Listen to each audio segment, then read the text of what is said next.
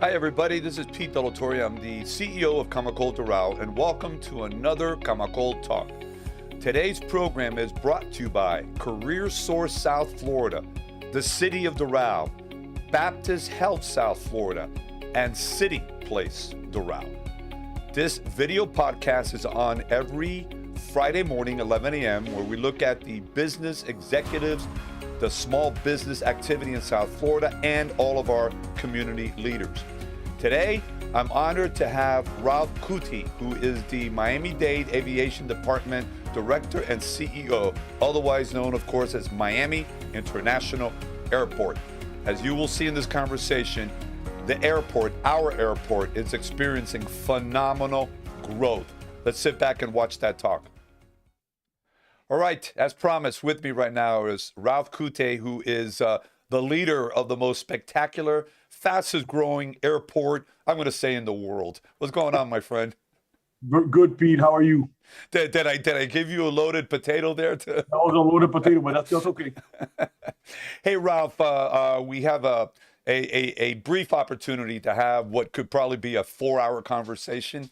But for the benefit of the viewers and the listeners, and I know so many of them know you, but there's still so many that may not know about you. Can you give me a real quick summary on your background and what led you to be the aviation director? Sure. Well, I mean, I have 31 and a half years with the county. I started my career back in 1990 with the transit department. I was there about almost 16 years. My background is in engineering and construction. That's where I cut my teeth on working for the county. My degree is in construction management, so that's basically what I spent most of my career doing. So I spent about 16 years in the transit department in different progressive positions, and then ultimately I left transit in 2006. Went to work for the Office of Capital Improvements, which is a county department that no longer exists. Worked there about 5.5 years, and then that department was consolidated under the previous mayor into the Internal Services Department, what we call now ISD. I was there a couple of years, and I've been with the Aviation Department since 2013 for the last 9 years in different progressively responsible positions. I started out as a division director. Then 4 years later, I became the assistant director for facilities management and engineering. And then for the last 10 months as the director and CEO of the department. So my background is essentially is in construction and engineering, contracts, claims, project management, that type of work. So it kind of segues very nicely into what we do now, because we have a lot of that type of work going on now, along with a very big operation to run. So that's basically my background. Well, as anybody drives by the airport, they can see that the construction and the engineering is happening all the time, because the airport continues to modernize, it continues to expand, it's tapping into the new technology, and it has to do that to maintain its presence globally. And let's get into that, Ralp, because we know that we went through COVID, and there's still certain signs here and there.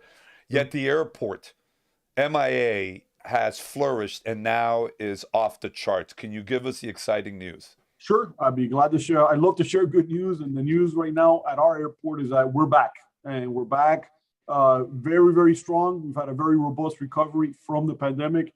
And I'll give you some numbers just to put it in perspective. So back in 2019, prior to the pandemic, we set a record for passenger volume for the year with about 46.2 million passengers. So once COVID hit, we had days where we had 3,000 to 4,000 passengers a day, which is extremely low, and you'll understand why when I get to the current numbers.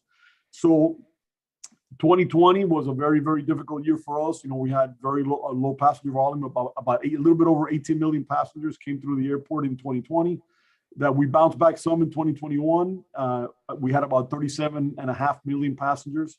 So again, we've had a very good recovery, but now we get to the good news. Since November of this past year, we finished up the year with a bang. We had, I think, probably 8 of our top 10 days, record number days for passenger volume have taken place between November and March of this year. So to give you an idea, between March 13th and March 20th, we broke our number one day for passenger volume three times in that week. So we had about 166,400 passengers on March 13th.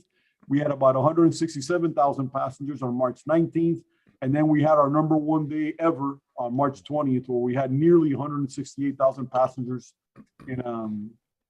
that's daily in the airport, which is an amazing number. So those numbers translate to the following positions. So I think we are the number 2 airport in the United States for international passengers, right behind JFK. We're about 26,000 passengers a day behind them.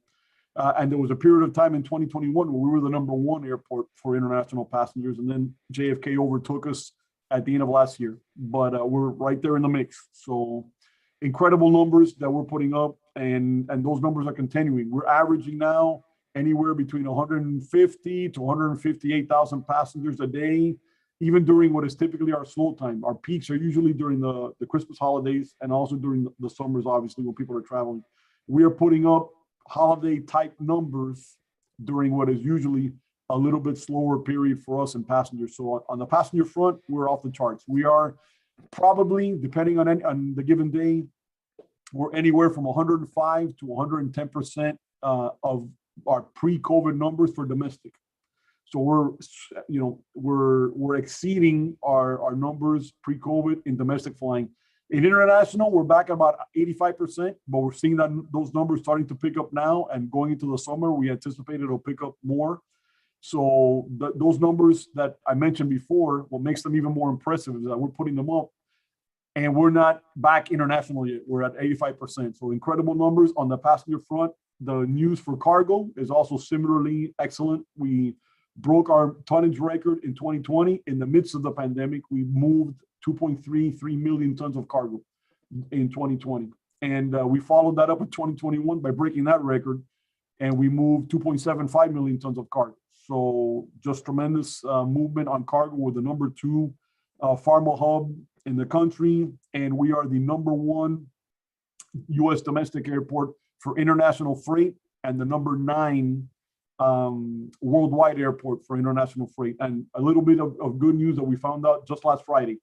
We moved from I think we were number 30 2 years ago to number 9 in the world for total aircraft operations, which is both cargo and passenger aircraft operations. We moved up to number 9. So we're now the number 9 in the top 10. We're the number 9 airport in the world for total overall aircraft operations. So, I mean, we're busy, and it's very good news. It comes with challenges, obviously, in our parking garages, et cetera, and we're taking steps to address those. But, the news is really good. We're very, very blessed to have the recovery that we've had. And we look forward to a very bright 2022. Everything is trending in the right direction for us, both in passengers and cargo for 2022. So, well, you stole my thunder. My follow-up question was going to be no, it's great. And it was just a natural progression. Is what do you see with the airport in the next, let's say, 12 to 18 months? Wow. Okay, so one of the things that we're pursuing on the cargo front, the board recently approved what we call our VIC, our vertically integrated cargo center concept, which is going to increase our cargo capacity by almost double. We're going to go from our current capacity, which is anywhere from 2.8 to 3 million tons, to almost 5.6 million tons. And the reason that's important is because based on the numbers I mentioned before, we're almost at capacity when it comes to cargo. Our cargo capacity is anywhere between 2.8 and 3 million tons, and we moved almost 2.8 last year. So we don't have a lot of land to expand to. Right. Well, what we're doing is we're going vertical. And this is a concept that's based on a very successful vertical cargo facility in Hong Kong. And there's another 3 or 4 of them throughout the world. I think one in Dubai, and I forget where else in Asia. So it's a 5-story facility. It is a private company that is going to be performing that development. We're currently in direct negotiations with them. Our board of county commissioners on March 1st approved us moving into direct negotiations with this firm. So it's a major investment on their part, and they will also receive ground rent and a certain opportunity fee from their gross revenue. So it's a very good deal for us. And it will expand. The most important thing is it will expand our cargo capacity significantly. So we expect to have those negotiations done by the end of this year, so that then the firm can move forward with the project. And we anticipate a 4-year implementation phase for the project. So we're looking at 2026 2028 to have the project already implemented. And then at that point, we'll be really looking to solidify our position worldwide for cargo like we are now domestically. So that's exciting news. We also have our capital improvement program, which is moving forward, which is a $5.6 billion program that is moving forward, which is going to expand, all of our facilities, expand current existing terminals and concourses, additional gates, modernizations of our central terminal, which is our oldest terminal. If you've been here recently, we have our south terminal, which is relatively new and is in good shape. Our north terminal as well is relatively new. So we have the central terminal, which is the one remaining terminal that needs to be refurbished. That is a big component of our CIP.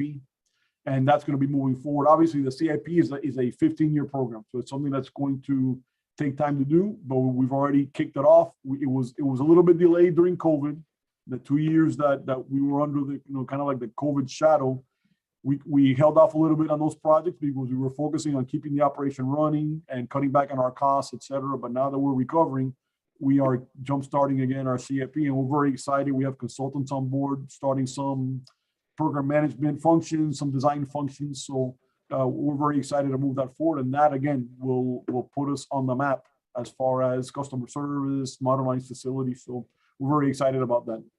And I think that, again, what's feeding this activity is it's all about tourists who are coming here globally to take vacations. It is also about international business, which is off the charts.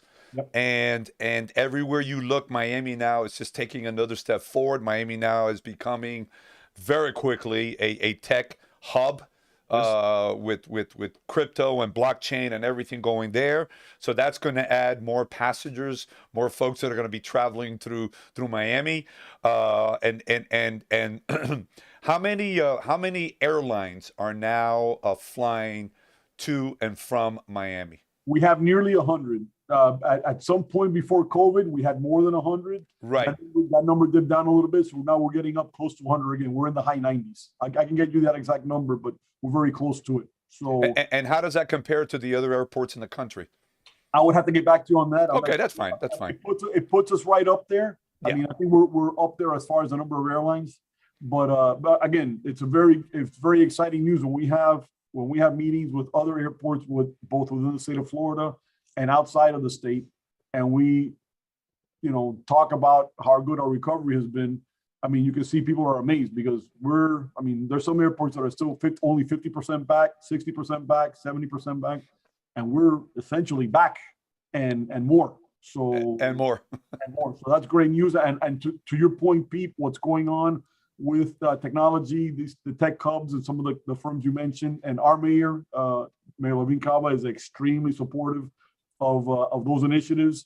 And I know she works very closely with the city of Miami Mayor, Francis Suarez. I know he's pushing that as well. So the fact that we have that growth overall in Miami, I think just helps us as an airport, and we're part of that growth, which is, we're integral to it. So whatever is good for the city and for the county is good for us. And we're going to see that growth moving forward in the next couple of years. Terrific. Ralph, like I said at the beginning, we could talk for hours and hours and hours. This has been a great synopsis of what's going on. It is very exciting, very innovative what's going on because, there's only so much land at the airport. You can't really go in a direction. So you got to look and say, okay, what do we need to do here differently? Going vertical is the way to go, like is Miami. Miami is having more, I'm seeing more skyscrapers, being approved. And I know they got to work with the FAA and making sure that it's not too high. So that's another discussion there. But again, congratulations for your great work. Congratulations for the passion and the energy that you bring to what you do. You got a great team and you're providing service and the airport is the economic driver of this county. And I would go further, the Southeast United States. So, we have a great team. I give all the kudos to the team. And also, obviously, to the mayor. She's been extremely supportive of us and very supportive of everything we're trying to do here. And she gets just as excited as I do when we get those numbers come out. And she's, our best cheerleader. So between the support we get from downtown and our team working here, they get all the credit. They do all the heavy lifting.